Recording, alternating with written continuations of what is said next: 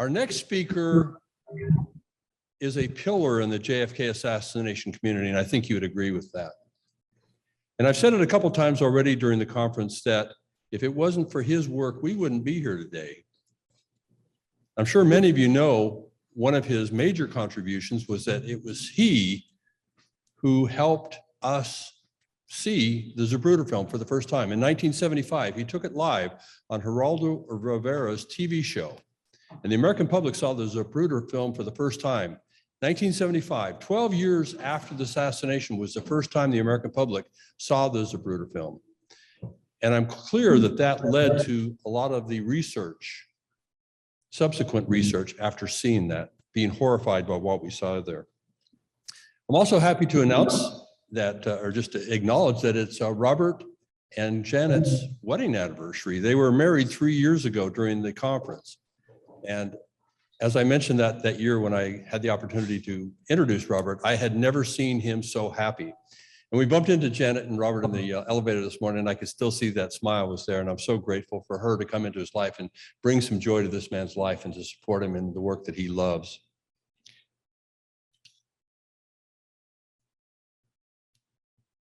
Robert has experienced, I don't know, Janet, if you can update me, but at last count that I was aware of, he had been arrested 82 times in Dealey Plaza. 84 now, 84 times for being outside the 6th floor museum, attempting to help the American public understand what was true and what was not true, to dispel the myths that are taking place up in the 6th floor museum.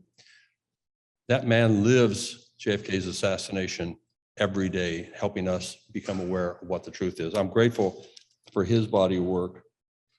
And I'm going to go ahead and turn it over. Oh, one more thing. So not only was their anniversary on the 19th, Robert's birthday is November 22nd. Now I want to have Janet go ahead and say a couple things about Robert as well.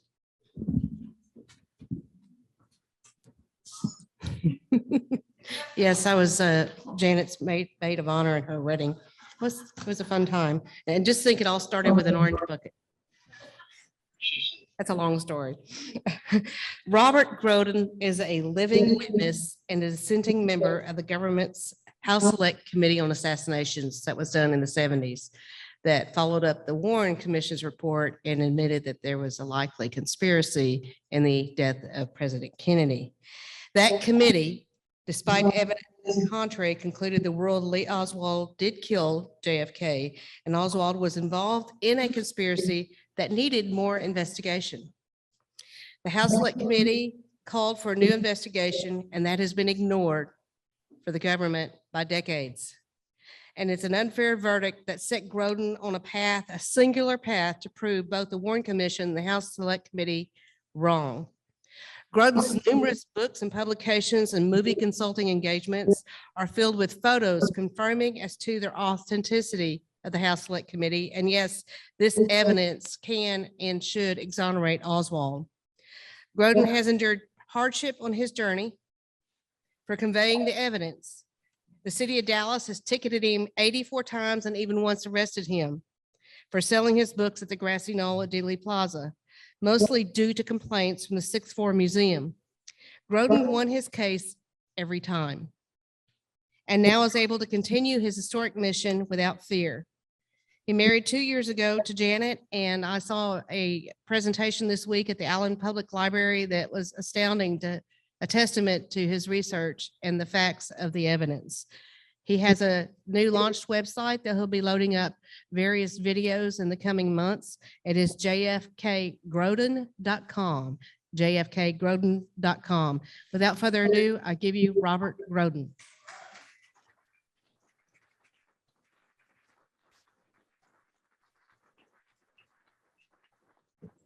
Thank you, everybody. Welcome and thanks for being here. Can you hear me? Barely, huh? Turn it up. Can we? It is. That's working. No, this is a broken one. Yeah. How about that? Is that better? Up on 3. we move one?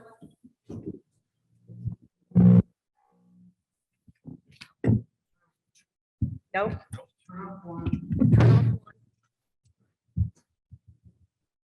Up on 3. There you go. How about that? Oh, good. You love technology, right? Folks, I thank you for coming. If it wasn't for people caring about it, the work that some of us are doing is absolutely wasted. The fact that the word gets out and gets spread is very, very important. Sure not going to happen in the national news media. I've been asked to speak about photographic evidence or photographic materials as evidence. And it's really an important issue because this assassination is the most photographed crime in history of any type. The government released virtually nothing through the time of the Warren Commission. On their own, I think they released something like 12 pictures. In the last 3 books I've written, then this is the new one, JFK Absolute Proof. On this one, I have 1,000 pictures. In the other 2 before it, JFK, The Case for Conspiracy, is the first of the books, but in High Treason, in The Killing of a President and The Search for Lee Harvey Oswald, I've released a total of 2,200 pictures. And this is very, very important because the people need to see what exists. And a great deal of the photographic evidence exonerates Lee as a potential assassin. Well, let's move on to the first picture here. Randy, how can?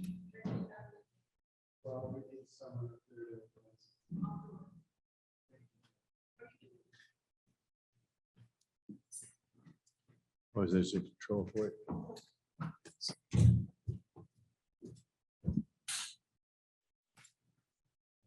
Okay, my problem is I can't see it. Oh, okay, that's good. JFK is the most photographed crime in history. That's what I just said.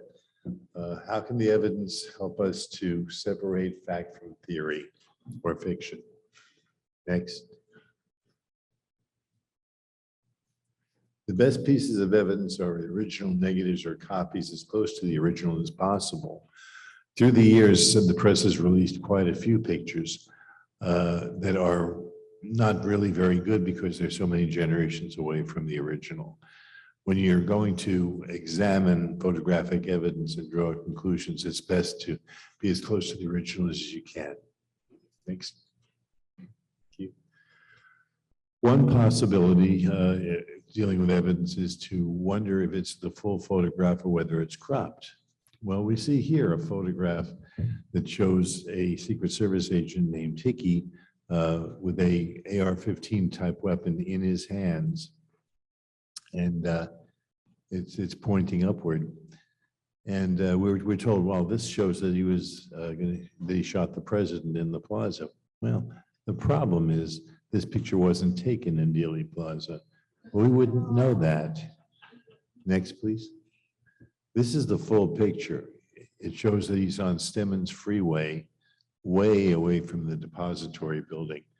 The depository building, I don't know if I can make this thing work from here.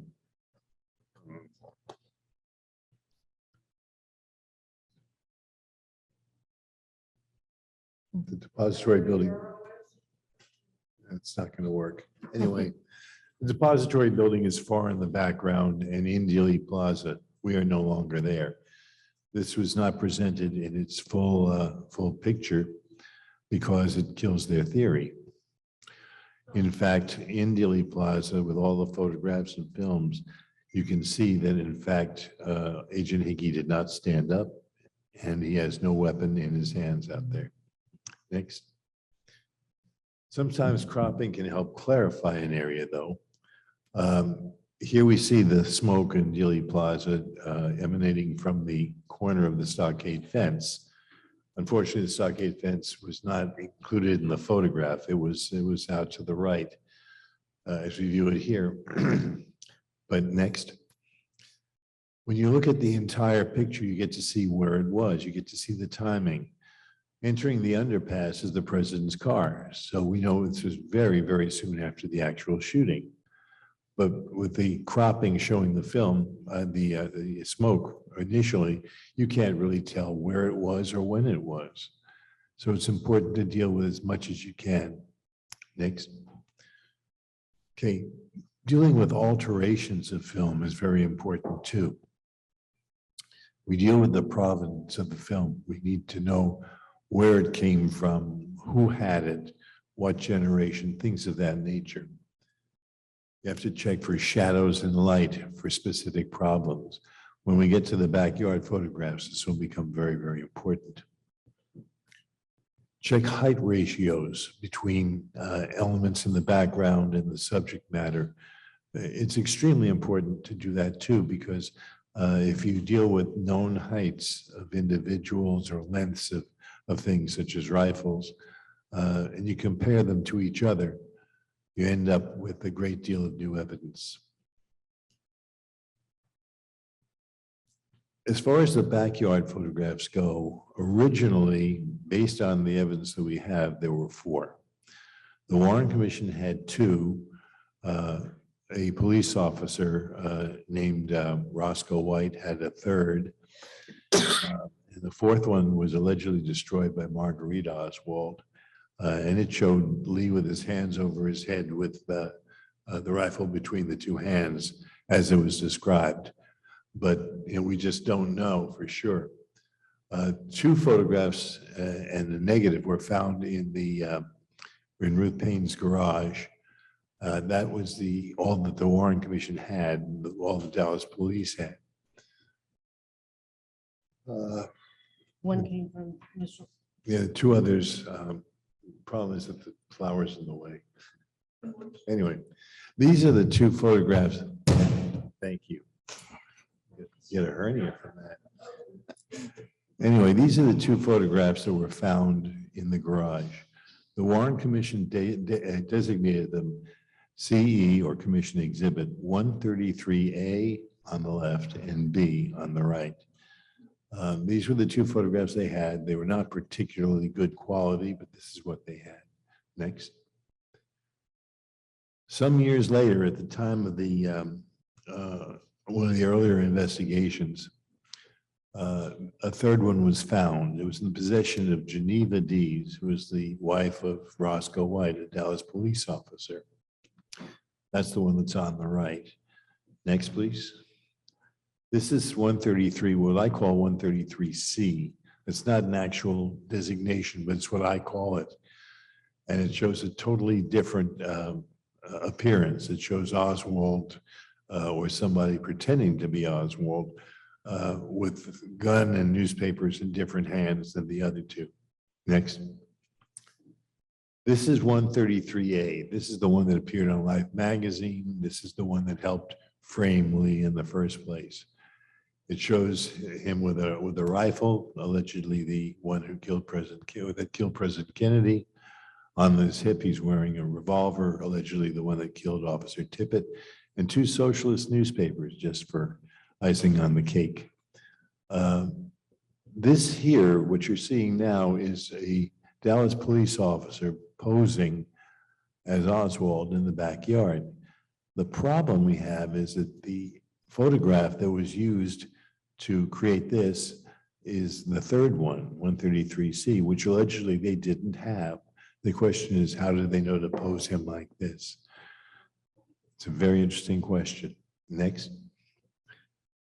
Now, this is a close-up of Oswald's face in the photograph. There's no question in my mind that actually is Lee Harvey Oswald in the picture. This one anyway, because it shows him as he was, up until the middle of the chin. Next. On the right, you see that there's a crop line through the middle of the picture. It's on the left-hand side too, but the dotted line on the right shows that in fact there is indeed a crop going on. There are problems with the neckline as well, especially as we view it on the right. It's not would have been Oswald's left. You can see a crop line right through it. Now, why do we start thinking about this? Next, please. The problem is because of this. On the left, we have Lee Oswald under arrest. He has a somewhat pointed chin with a cleft in it. On the right is the picture from the backyard, 133A. No cleft and a rounded chin, squared chin. It's not the same chin. We refer to this as the world's first chin transplant. Next. Now, the autopsy photographs are another thing altogether. There were originally 152 of them taken in the collection. Only about 15 remain. The question is, what happened to the other 90%? They vanished from the National Archives. We have descriptions of some of them. We know that there were pictures taken of the open chest situation with President Kennedy, whereby the interior of his chest shows. They're all gone. There's none of those left at all. We know that there were pictures taken with a probe in the back showing the direction of the shot, the angle. And in fact, those have gone too. They're not in the collection. Who would have the power to get rid of those? Wouldn't be Lee. Next. But here's President Kennedy. We're looking at the left side of his face and his head. And if you look extremely on the left, you can see the throat wound after the tracheotomy was performed. The problem we've got with this is the fact that the autopsy photographs are supposed to show wounds and the condition more than anything else. And here we almost lose the position of the throat wound completely. Next. This is the president's back. What's important about this is that there are actually two holes in the back, one of which was never mentioned at all officially, but it was there. Here it is in the photographs. Now there's two of them. The upper one, the one on that's the larger of the two, appears very much to be an exit wound from the throat wound, a shot fired from the front. And of course, we're all aware that the depository building that Lee was supposed to be in on the 6th floor was behind the president. A bullet coming, hitting him from the front and exiting the back eliminates that for that particular shot. Right below it, about 2 inches below it, is another wound, an entrance wound with a abrasion collar around it.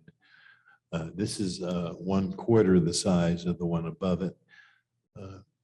This is never mentioned at all. When the House Assassinations Committee had an artist draw the back, they eliminated the lower wound completely, and they put the other one up closer toward the neck.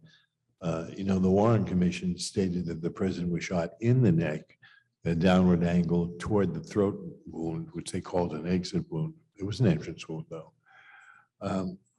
These are 2 seconds apart. If you look at the Zapruder film, you can see that there's exactly 2 seconds between the point where the first one hit him and the point where the second one hit him. Next. This is the president. This shows the left side of, the right side of his face and his head. And it shows the damage, the entrance wound in the right temporal area and the exit wound in the rear of the head. This was extremely important, as were the rest of the autopsy photographs, but these were withheld from public view. They are not due to be released until the year 2039. I was able to release them on my own, and they are in the book. I had to think very hard as to whether I wanted to release them or not, but I felt they were so important, they needed to be seen by those who care about the case. Next. The rear of the president's head, this one is really fascinating. On the top, we see blow-ups of the damage to the rear of the president's head. That's the exit wound. Unfortunately, the pointer won't work now, but on the left-hand side, there is a round exit wound with outside beveling. This shows that the shot came from the front. On the right, near the top, You can see a white spot. That white spot is actually light coming through from the entrance wound in the right temporal area. On the bottom is the film taken by Marianne Moorman, and this is from an original first day negative. Since it was a Polaroid, there are no negatives from the camera, but a copy negative was made very soon after the assassination, the same day. And you can, if you look very carefully, see the exit wound on the back of the head. Next. Here's a blow up of the two. Again, on the right-hand side, you would get to see a close-up of what we have on the left. And then this deals, again, with the idea of dealing with cropping and provenance and things of that nature. The round circular area that you see between the light and dark area, that's a piece of skull. And the exit wound that we see there is the outside beveling on that. I can't, the pointer's not working from here. It's too light. I'm going to try, but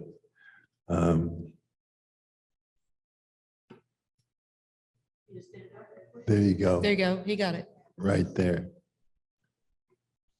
That's the exit from the throat wound. Here is the entrance wound in the right area. I'm sorry, it's the throat. It's not the throat wound. This is the back of the head shot. There's the front. Down below it, just below the that area, the exit wound that we had there, we have what appears to be the second entrance wound in the back of the head. Next. Okay, this is really one of the most curious things. The official photograph that was shown to the investigators, but not released to the public, shows the back of the head to be intact. No damage whatsoever, except for a small, I don't know if we can see it there. Yes, you can. Right down here, there's a small little area with what appears to be brain material protruding from it. This is supposed to be the entrance wound in the back of the head. The problem is that every single one of the Dallas doctors said that there was a massive hole there, the size of a grown man's fist. This is not what they saw, yet this is what the official photograph shows. Next. Now this is a computer-generated version that I created from the original photograph. It shows the massive wound in the back of the head that the doctors all described. This is when I showed this representation to them and the official one, every single one of them, more than 20, said that this is not what, that the official one is not what the head looked like. This is. In all, in my book, in JFK Absolute Proof, I have the testimony and the statements of 88 witnesses that all say the rear of the head was gone. The question then becomes, who did this? Why is very plain. If the exit wound shows a shot from the front, it could not have come from the depository. Next.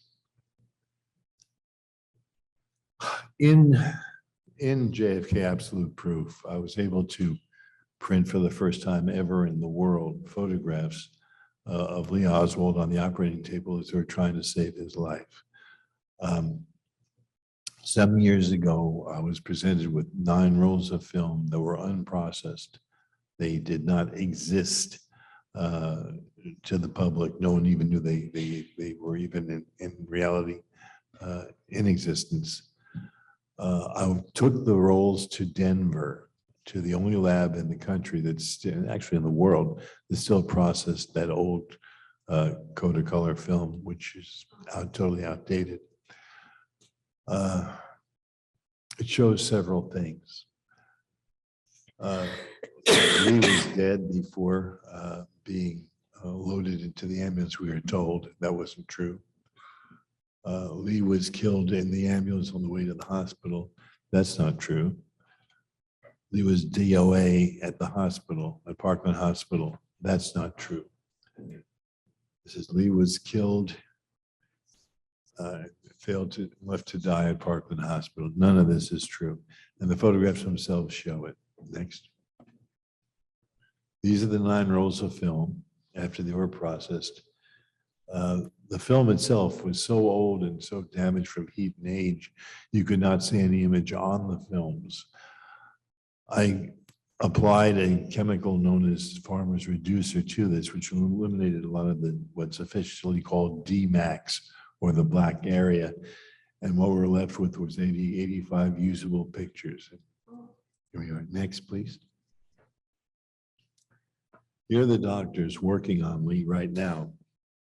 And they would not have spent so much time and so much effort trying to save his life if he had already been dead. Next. This is the oscilloscope showing that, in fact, he did have a heartbeat while they were working on him. Next. Here's his heart being removed from the chest to perform massage to try to save his life and keep him breathing. Next. This is the first photograph of him in death. He's still lying on the table in the operating room. And these are new discoveries, and new discoveries are being made all the time. Nobody suspected that these photographs even existed, but here we are, and they're part of the evidence that we deal with. The photographic evidence is among the most important evidence we have, especially the Zapruder film. Next. This is a frame from the Nix film taken by Orville Nix from the other side of the street. Now, if it looks a little cockeyed there, it's because Orville Nix was standing with the camera at an odd angle, and it looked like the car was traveling uphill instead of downhill. So here I've straightened it all out. In the background, in the middle, we actually get to see Abraham Zapruder right there. And here's a shape that is still questionable. It looks like a classic military firing position. On the right side, as we view it, it's in front of the wall. On the left, it's in front of open space. It's a single item which has dimension. The question is, who is it? What was he doing? To this day, it's still an unanswered question. Next. The Nix and much more films taken from the other side of the street show a second shape behind the retaining wall, which officially is not there, yet there they are. There's a whole study of that in the book. Again, new stuff comes up all the time. This wasn't released until years after the Zapruder film. Next. The Zapruder film has been a matter of controversy for the last 2 or 3 years. Somebody has come up with a, quote, 4K version of the film, which is digital. On the right, that's from the digital. You can see the quality is really awful. On the left is an analog version. It's not the same frame. I only had the one frame on the right from that other film. The Zapruder film itself is much clearer. Analog is straight duplicated copy. Digital goes through a computer and you can manipulate it and get it to show whatever you want to, but also on its own adds digital artifacts, which make it hard to see what actually really did happen. So people should be aware that there is a difference. And the fact that it's a 4K digital version doesn't help a thing. It makes it worse. Next. Jenna and I went to a museum in Indiana, and we found this piece of art here, which is a round globe type situation. And it has a black hole in the middle of it. Someone had actually cut a hole in it. And what's fascinating about it is the fact that when you look at the hole, it appears to be solid black. In fact, it's not. It's just the fact that the light is coming from the opposite direction. In the Zapruder film, we have that same situation. There's a hole in the back of the head, and it appears to be a black blob or hole because the sun is coming from the opposite side, from the far side of the street. At the time of the assassination, the sun was to the southwest. Next. A fellow named Bruno Brugioni was a photo analyst who worked for the government.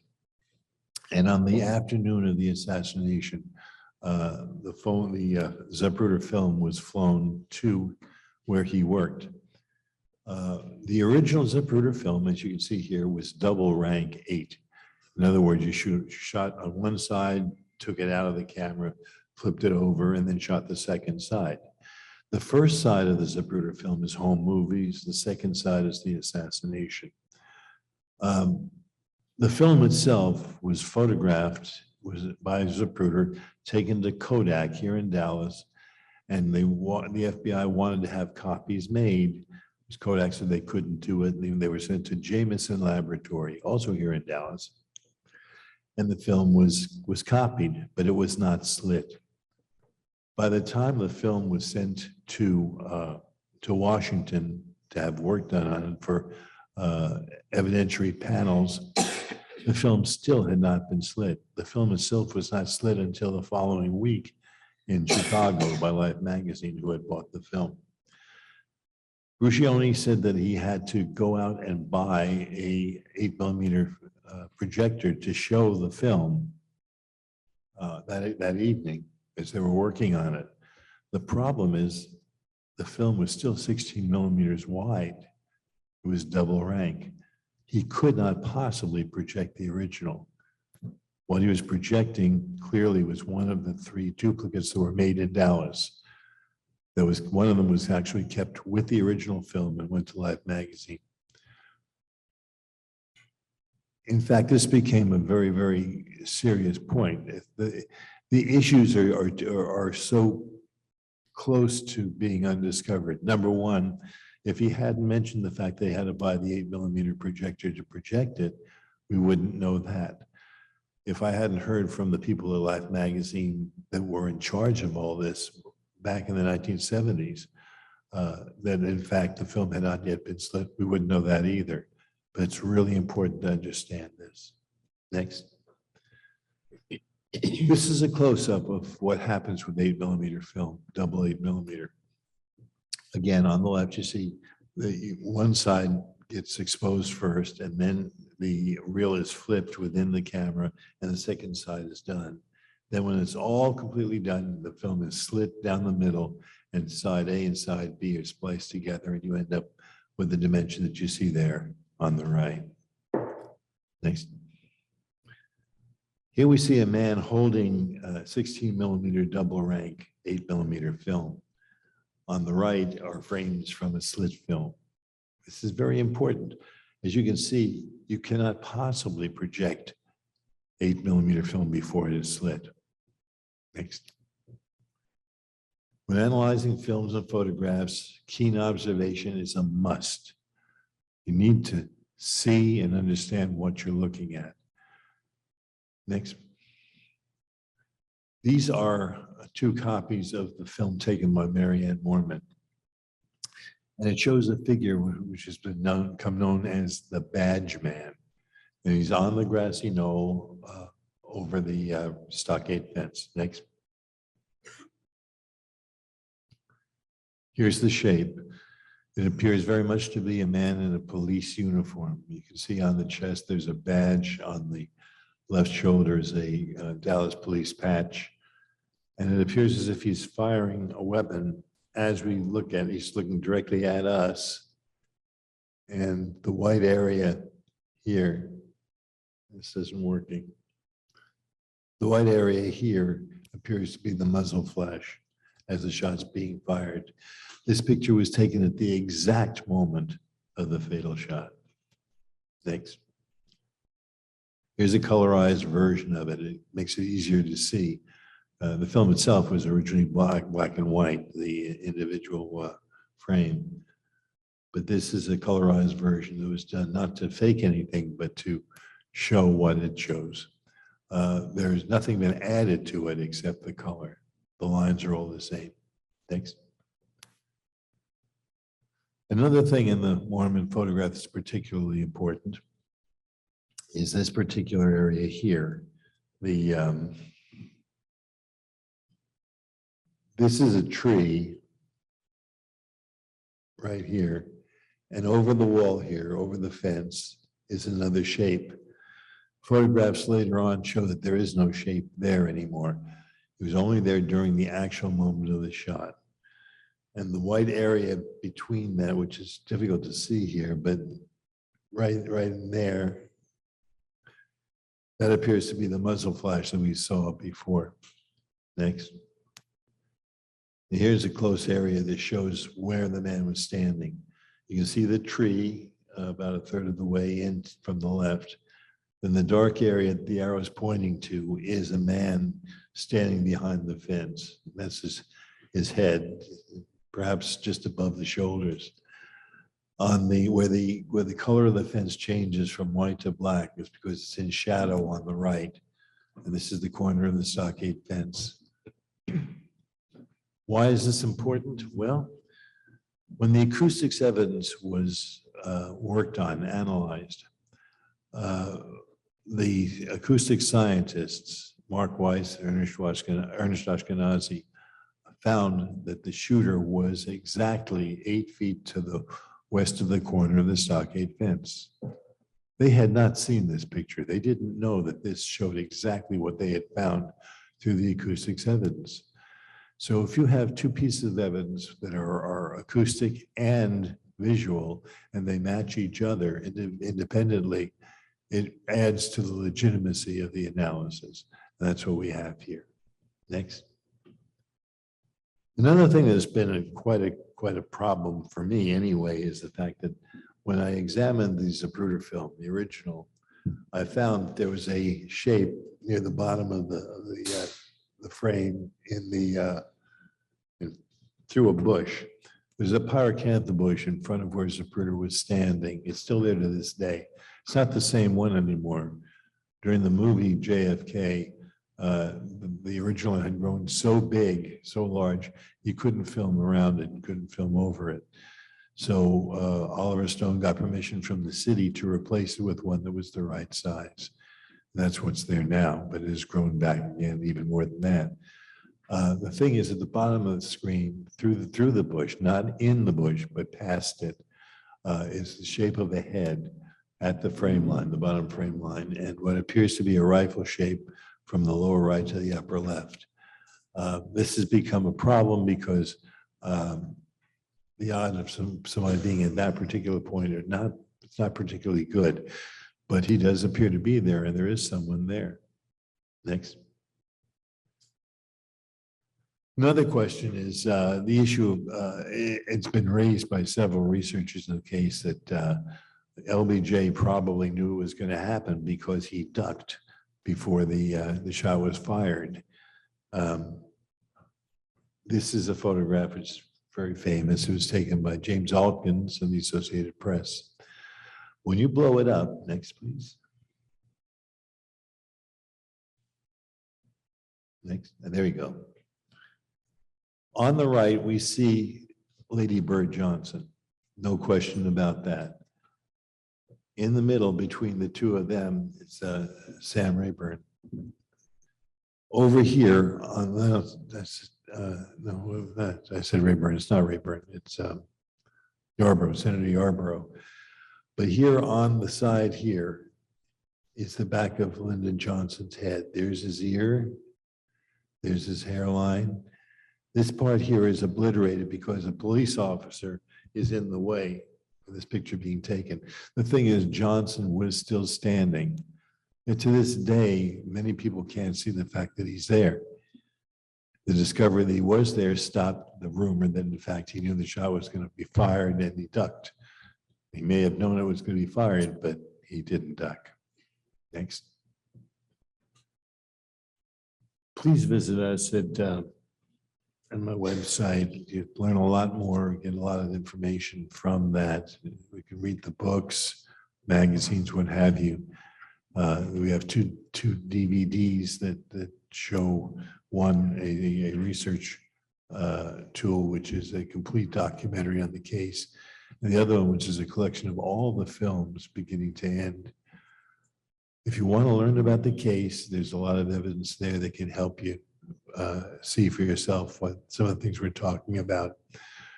Does anybody have any questions? Yes. Yes, Ms. Baker. There should be one over at, sit at my computer chair. Talking to the computer. Needs to be unmuted. It can be in the mic next to you, Judith. That microphone right there. Mic working? Yes, Yes. it is. Oh, bless you. Yeah, I think that if we hadn't had you, Robert, there's so much we never would have had at all, including a chance to look at the Zapruder film before anybody, I mean, the government. Do you think they would have ever released the Zapruder film if you hadn't bootlegged it? The answer to that is no. Life magazine was never going to release the film. They paid $250,000 for it and then sat on it. They suppressed it. I was fortunate enough to be able to get a copy, make a copy from the original film. At that time, no one had seen the film. It had not yet been released, except for individual frames in Life magazine. The two contributions to the case that I've made that I'm proudest of is, number one, being able to release the films of the assassination, especially Zapruder, but also Nix, Muchmore, Bell, Hughestown, and Norman Pastel, all of them. And also the autopsy color photographs too.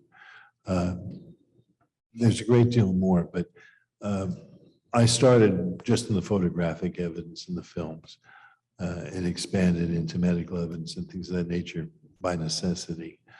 I never met Lee, obviously, you did. I have spent the last 58 years trying to prove he was innocent. I think You've done a great job. I think to a point we have. Would I like you to explain to everybody what Life magazine did or to what they did show of the Zapruder film? Can you describe what they showed the people? They reversed, How they Actually, reversed. Life magazine did not reverse the frames. That was the Warren Commission. well, I'm talking about what was published in the magazine. I have a copy of the magazine, couple Yep. copies. There were actually 3 versions of that issue. Okay, all The- right. The first one shows a frame of the president after he was hit and thrown to the rear.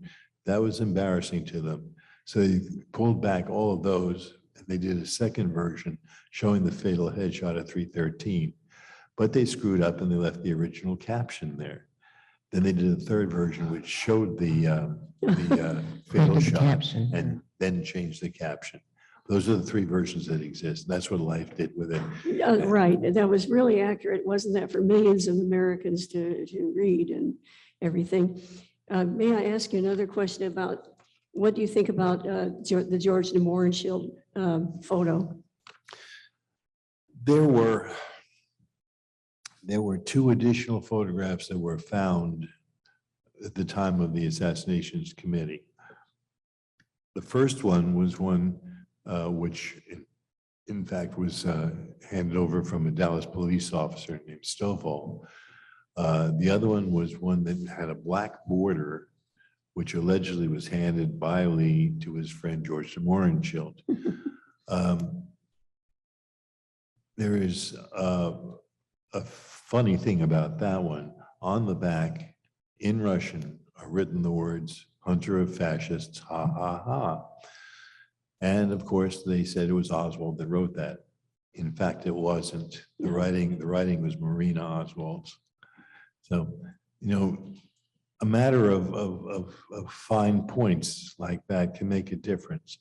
I believe that the photograph that de Mohrenschildt had was faked and made after the time of the assassination. I agree, yeah. Now, there's one other thing I didn't mention, I should have. This is the 3rd book in a series. The Search for Lee Harvey Oswald was the second. The first was The Killing of a President. In the second one, in The Search for Lee Harvey Oswald, I found in the National Archives photographs I had done for the Assassinations Committee that they suppressed, they never published. There is a process to make duplicate film from an original camera. Lee had allegedly had a camera, which is a rather poor quality camera.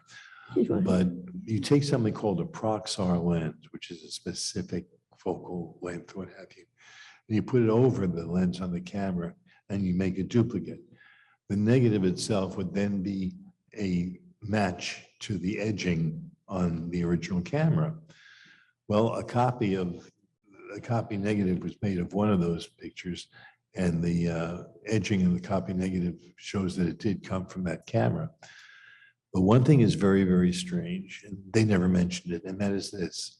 There is a process which is known as pin cushioning, which means because of the lens, the distortion in the lens between one and the other, you end up with the black corners in the edges of the pictures. All three of the backyard photographs show that black edging, Oh, which shows wow. that the film itself was made with his camera, but through a fakery. There's so much fakery, and of course, I will be talking later about what really happened about the Walker shooting, to do with like the photos that they say that Lee took the picture of the Walker backyard and all that kind of thing. But I really appreciate. Do you have anything else did you find anything new recently? Not so much recently. Everything that I had, everything that I discovered is in this book, in JFK Absolute Wonderful. Proof. The stuff that I had originally on the other ones was limited because I was under a non-disclosure agreement with the government because I worked for investigations with the government. I couldn't talk about them. But about 3 years ago, the non-disclosure agreement was ruled unenforceable and illegal. And bingo, it opened up the doors. So now this is twice as thick as it would have been.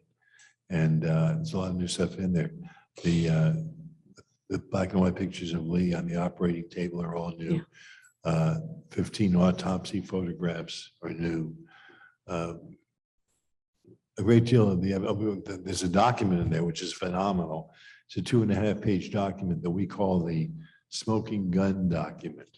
That's how we refer to it. Yes, it's a great what it is. document, and a lot of people have said about that document that, oh, come on, it's a fake because they wouldn't just put confidential on it. But if you want to get something out to the public without it getting destroyed, maybe that's the way to do it. Well, this is it. Yep. This is the document. We call it smoking gun document. It's written by John McCone, the director of the CIA, to James Rowley, the head of the Secret Service. And it admits that Lee was trained by the CIA. And when you read the document, you can see that he never defected to the Soviet Union. He was sent there. One can only imagine if you were writing a script for a Hollywood movie, how you would have somebody who believes he's doing work for the government for the right reasons, then being framed by the bad guys. And that's what happened here. Yeah. No question about it. I have one more question, and I'll quit hogging the phone, the microphone here. But I love your book, The Search for Lee Harvey Oswald. In it, I noticed the only place I've been able to find a green Hands Off Cuba flyer. Did you see that flyer, or how did you get that photo of the green one? I'm not really sure what you're talking about. Okay, in Search for Lee Harvey Oswald, Yeah. you have a green Hands Off Cuba pamphlet. Oh, yes. I mean, they're nowhere else. But you know, when I was handling the pamphlets, they were different colors. They weren't all yellow. That's why I'm mentioning it. I think if I remember correctly, I found that in the National Archives. Okay, It wasn't a photograph. It was actually a piece of paper. One of the actual. that's wonderful. Yeah. Yeah, because people don't realize that they weren't all yellow. Okay, thank you very much. I think Randy Benson wishes to ask a question. Other question? Yeah. Sure, come on up.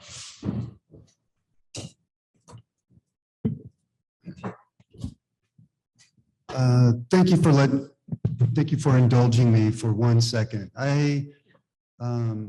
Robert was kind enough to give me quite a few hours, probably 6 or 7 hours of his time for my film, The Searchers.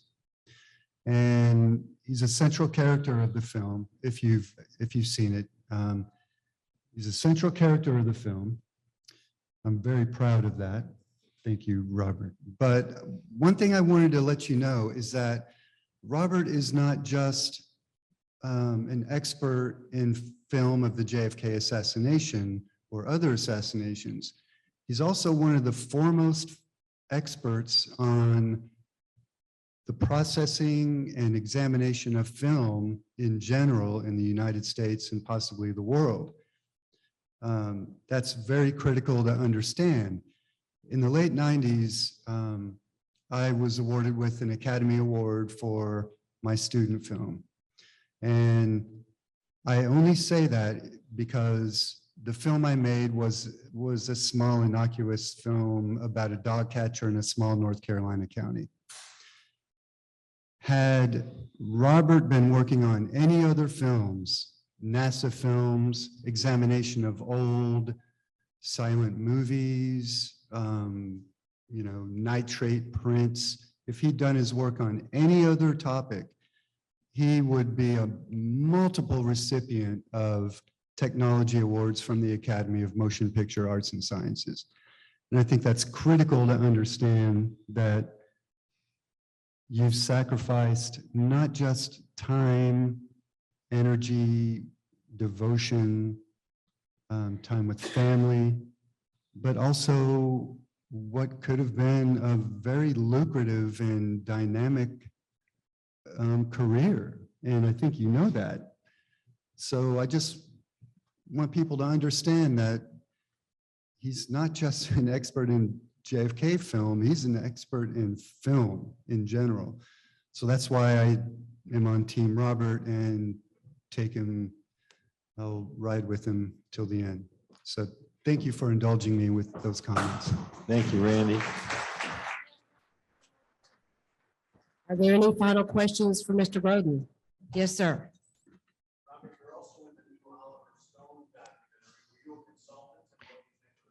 The question is, Robert, you were in the new Oliver Stone movie, JFK Revisited. What was your role? And you have a comment. I was a consultant on it. I gave a lot of information. I don't actually appear in it. Oh, yeah. I forgot about that. But he didn't film me for any new footage. I think it's extremely well done. I think it's quite accurate and very, very important. I just hope that more people get a chance to see it.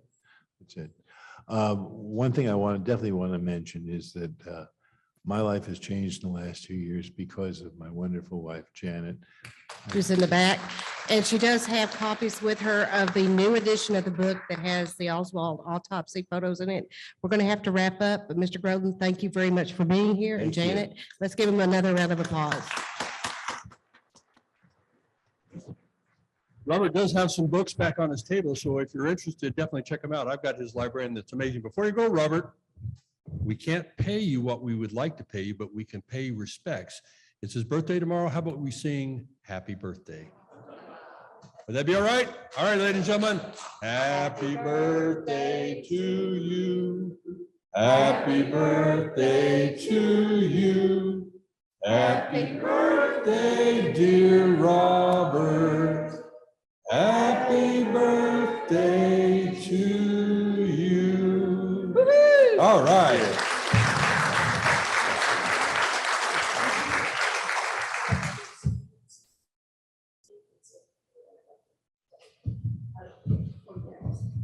All right, ladies and gentlemen, thank you for doing that. I could see that he was touched by that. I am very happy that we were able to do something to acknowledge and honor this great man.